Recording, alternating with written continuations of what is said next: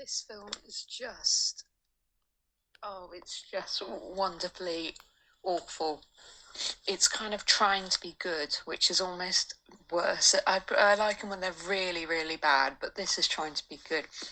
It is just like The Holiday so far. The only difference is Kate Winslet's character is somebody. What's his name? His name's Robert Kensington, which is just the most stereotypical British name imaginable. And what I've established so far is Robert Kensington. He works in a publishing house, and everyone somehow it's very unfortunate because everybody speaks a terrible, over-the-top posh English accent with an American sort of twang to it. It's really unfortunate that everyone in London has an American twang to their voice.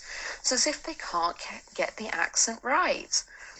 And yeah, apparently, I'm going to be very interested to see how this all pans out. The woman wants to go to London because it's her favourite film of all times, called The Buckingham Affair, and he's going to Connecticut, and he spun the globe, and thankfully his finger did not land on China or North Korea, it landed on America. But anyway. Wait, Patrick doesn't work for a publishing house, he's a banker, and he wants to write a book. Oh my god, it's as if the writing wasn't clear-cut enough that I didn't clock that originally. Okay, so very quickly, he was in London, he was working in finance, he was in banking, we don't know what, it was just some ex-girlfriend person he was seeing charged and says, "You love your numbers more than you love me," which I think just says a lot about finance, apparently. So he's walked away from that. We don't really know what's going on with that. That doesn't look like it's pre-booked or agreed annual leave. He's just walked away. He says, "I always wanted to write that novel." And then that's how he's ended up originally in America in this house swap agreement. And then the woman who's in America coming to London, she was an editor for a small local newspaper, and then the newspaper's gone under for whatever reason, and then her former editor, said to her at the very start, "Go live your dreams, now's a good opportunity."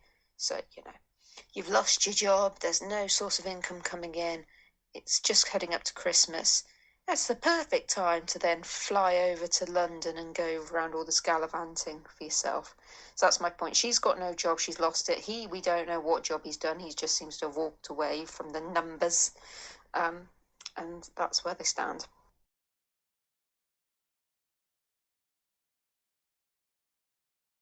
Patrick, low-budget Kate Winslet-esque, he's come back from America. I don't really know on what pretense. He had his friend's colleague's wedding on the 14th of December to go to. And so I think he's back for that. The Cameron Diaz low budget, she's still there. Now, I don't fully understand why it wasn't agreed that she was going to be out of his flat by the 14th of December, but there we go, she's still there. And he's shown up, and he obviously really likes her. Curveball, they've never met in person. They've exchanged messages and texts and emails. I don't think they've even spoken on the phone, but he really fancies her.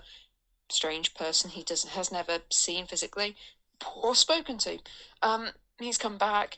He's tried to go in his flat. She's still there, and basically she's now in shock. I don't know why. He's now said his name is not Patrick. His name is Pete Kirkland or something like that, literally that. And she believes it. She thinks this is a friend of Patrick, and I don't understand why he couldn't have said, "Dude, I'm Patrick, this is my flat, it's the 14th. I made it clear I had my colleague's wedding to go to in advance of the 14th. Get out of my flat." And now we're going on a weird date. It's very strange. I'm quite sure if anybody spoke this out loud around a coffee table, you'd realise it's not normal, it's weird, it's creepy, it doesn't make any sense, and yeah, and I don't get it. I'm also going to send you a couple of photos. One is just of him looking at her, and if you were stood there with someone looking like that, would you not think, this might be someone that's more than a friend who's shown up with a rose? And then the other bit is hilarious. She made this point of, I've really decorated this tree. I hope Patrick wouldn't mind. It's a really big thing about to me of Christmas. And it's just the most non-decorated tree ever. It's just, I just laughed. So Patrick and Peter, the same person. Patrick came along.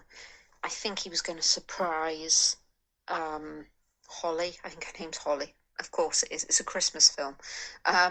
So I believe Patrick was going to come along and surprise Holly. And then for some reason he bailed out at the moment when she opened the door because she said, oh, sorry, I'm not in a good mood to receive guests right now. And he just made up some lie that he's Peter. So that's the thing. Oh my God. And now she's texting Patrick, telling him about all these dates she's going on with his friend. But of course, Patrick and Peter, funnily enough, are the same person. So now it's getting even weirder. And she's getting freaked out by saying, Patrick, why aren't you texting me back? You go, God, these two people have issues, okay? For one, Patrick has a life anyway. You know, he doesn't have to text you back every 5 seconds because you've texted him.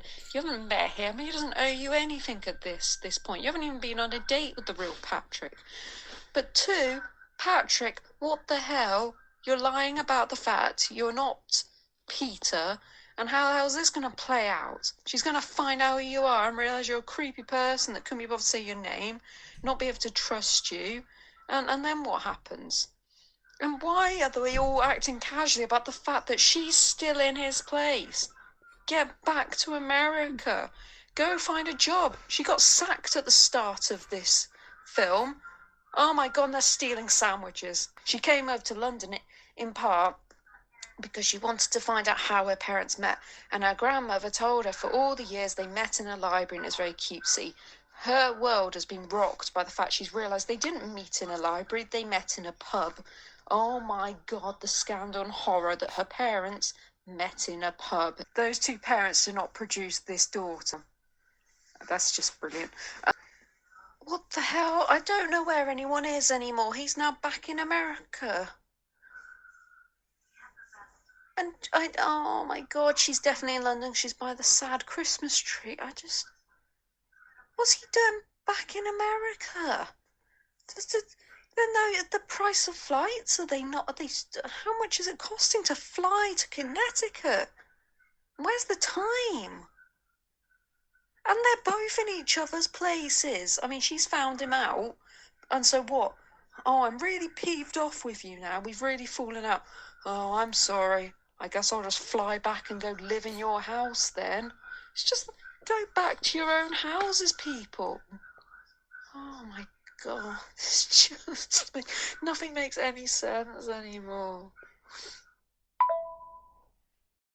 Hey, it's me. So I'm recording this a couple of weeks after I've seen the film. At the time when I left the voice notes, I was really frustrated by how the plot was going. I think that's apparent enough.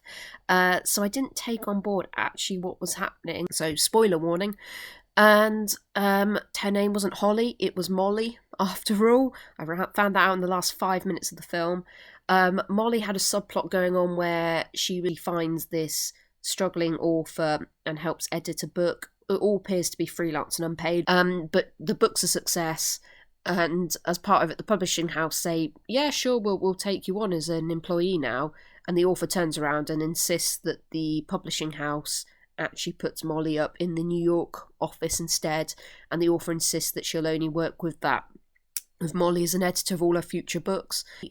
Molly goes back to America, she goes back to New York, and Patrick, I almost forgot his name, Patrick's still there, still in her house, and he leads a load of post-it notes around, and she follows the post-it notes, and basically he's there underneath this beautifully decorated wreath. So he's under the arch, they go out, it's very snowy, and they kiss, and that is the end of the film. And very much well of the 2.75 stars that one YouTube person left on there.